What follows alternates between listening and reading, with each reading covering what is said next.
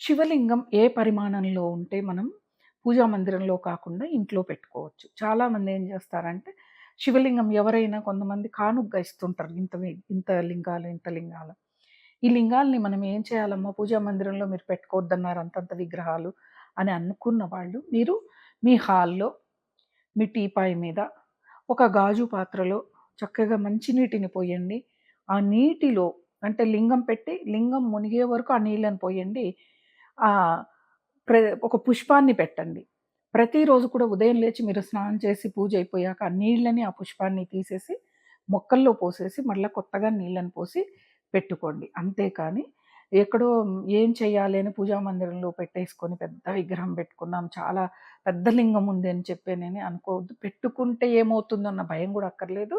ఇలా చేయండి. ఇంట్లో ప్రశాంతత అనేది ఉంటుంది. ఇది మాత్రం నేను చెబితే చేసిన వాళ్ళు చాలా బాగున్నారు.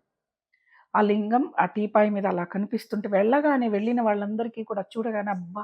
భలే ఉంది కదా! ఆ నీళ్ళల్లో లింగం అనేది అనిపిస్తుంటుంది. కదా! అలా చేయండి.